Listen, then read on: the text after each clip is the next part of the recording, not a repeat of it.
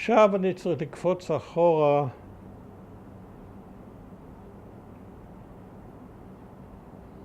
איזה 17 שנה, משהו כזה. 15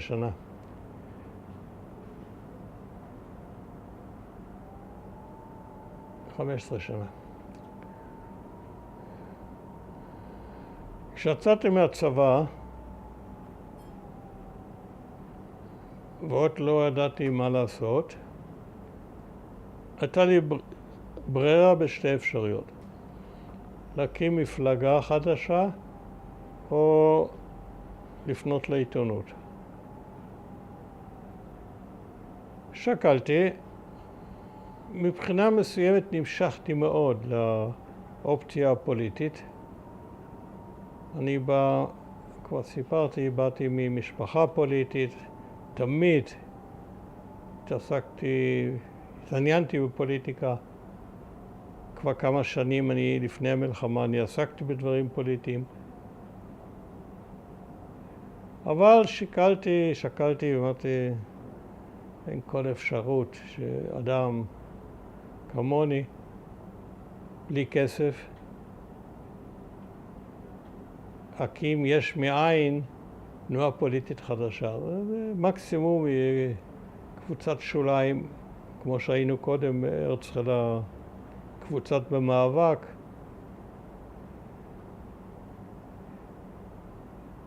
וזה אין לי חשק. אף פעם לא היה לי חשק להיות קבוצת שוליים.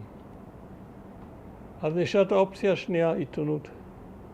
וכאמור, הלכתי לארץ ועברתי לעולם הזה. אבל פה באיזשהו מקום תמיד הייתה מחשבה שבאיזשהו שלב להחליף את המשטר, אתה לא מחליף את המשטר בעיתון, אתה מחליף את המשטר בכנסת. וצריכים להגיע לכנסת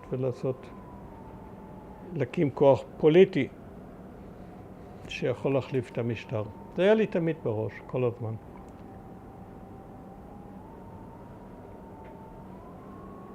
ואז בא חוק לשון הרע. בחוק לשון הרע היה לא רק קללה, היה גם ברכה. חוק לשון הרע עם התקפה ישירה על העולם הזה, וזה היה אגב ברור לכולם שזה מכוון לעולם הזה. הייתה הקריקטוריסט הכי מפורסם בארץ באותם הימים היה אריה נבון, קריקטוריסט של דבר, ודבר היה עדיין עיתון מספר 1. ושם הייתה קריקטורה שכאילו ואני אומר, כבר אי אפשר חוק לשון הרע, כבר אי אפשר לחיות בעולם הזה. זה משחק מילים פשטני, משהו. אבל זה היה ברור לכולם, שזה עניין של העולם הזה, הממשלה והעולם הזה. ופה היה מבחן. אמרתי שהקוראים שלנו לא היו קוראים, היו שותפים. וכך התייחסתי אליהם וכך כתבתי עשרות פעמים במאמרים במדור קורא יקר שפתח את העיתון.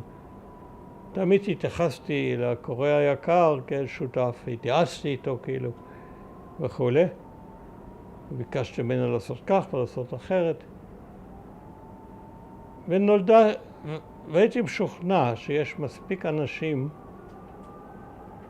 שהביאו אותנו קרוב לפחות לאחוז החסימה, שאז היה 1%.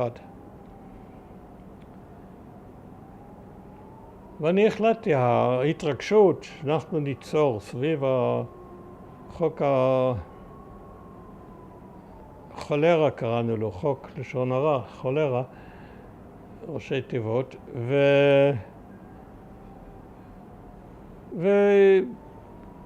וסיכמתי עם עצמי בליבי, אם החוק יעבור, אני אעשה ניסיון רציני להגיע לכנסת.